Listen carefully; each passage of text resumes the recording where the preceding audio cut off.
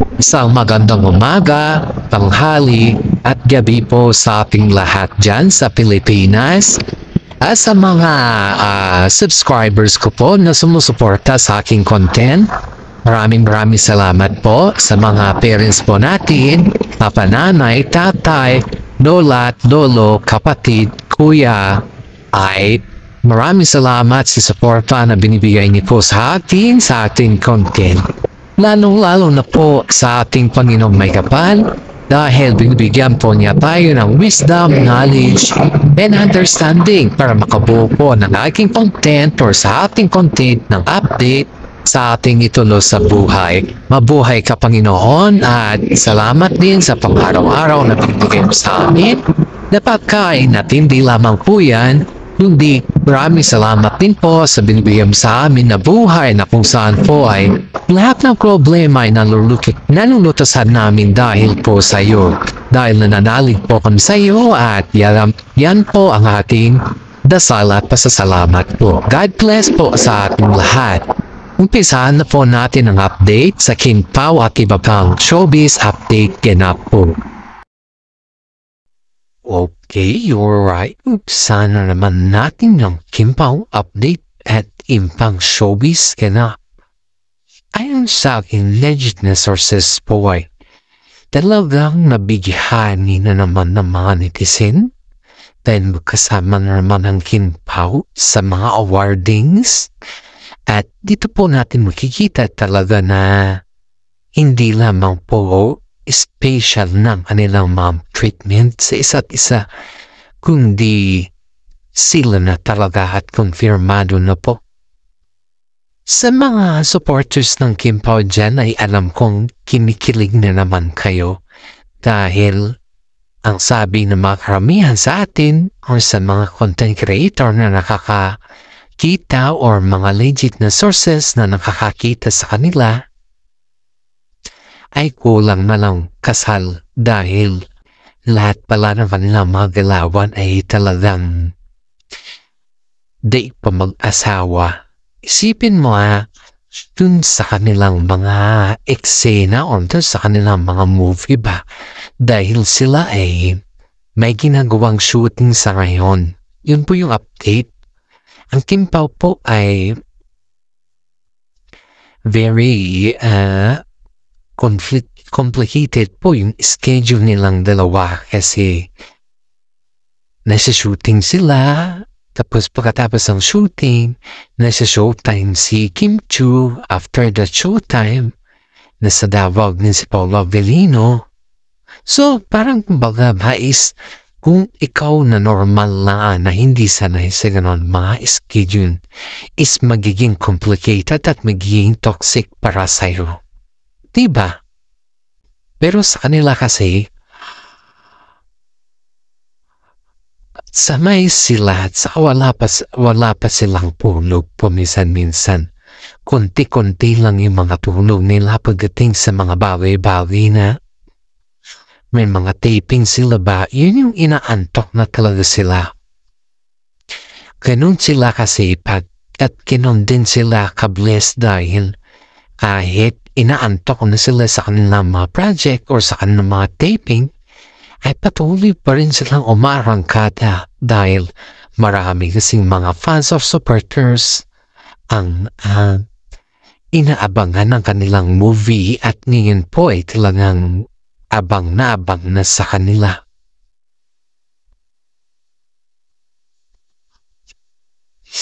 Dito natin makikita na they are so very blessed talaga. Grabe.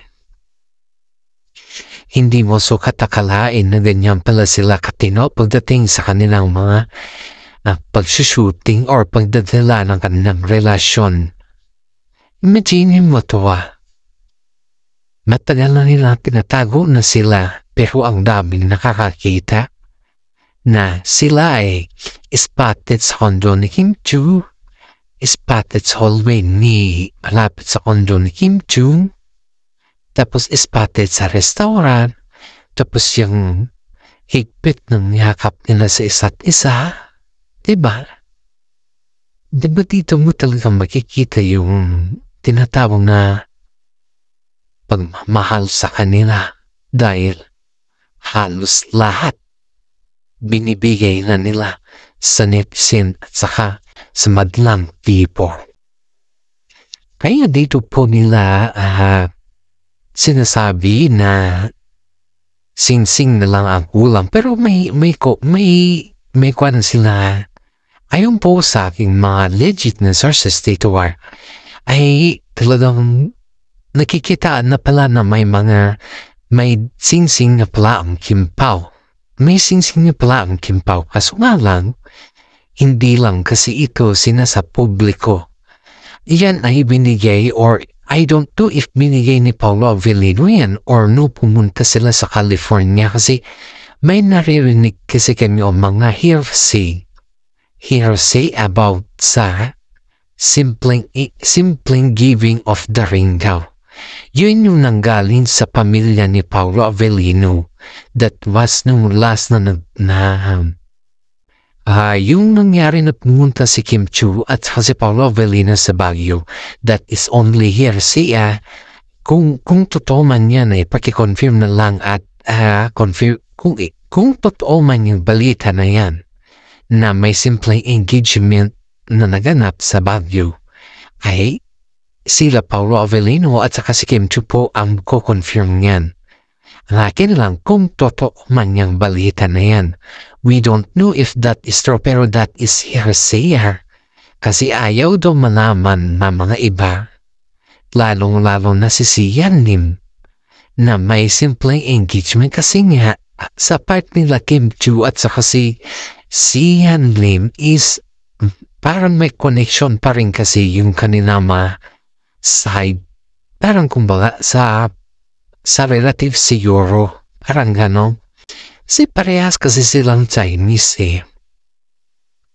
Kapag parehas kasi kayong may gano'n, parang there was a tendency na parang ang hirap may communication pa rin kayo, kaso parang ang hirap na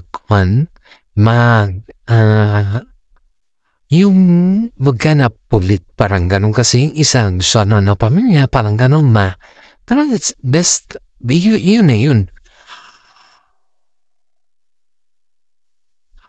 Kaya maraming mga netizen po ang namanghanong may mga hearsay na sinasabi na sila ay okay na at sila ay engaged na sa Baguio.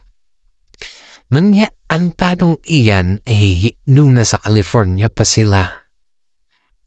Yan po ay ayon sa aking hearsay.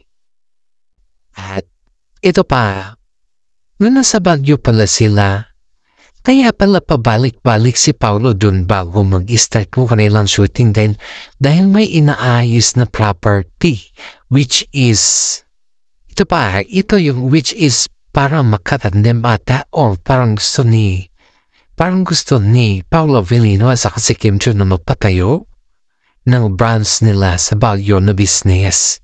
Yung parang co-partner niya sa business.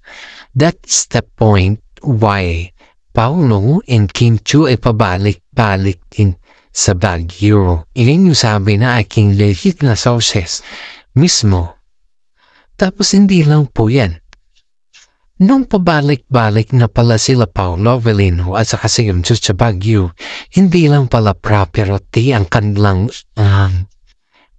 karayet, kundi celebration sa kanilang pag yung hindi naman sa marriage pa, pero parang bigayan ata ng sing-sing. Hindi ko alam kung anong term yun. Kasi bakit na siya-celebrate, diba?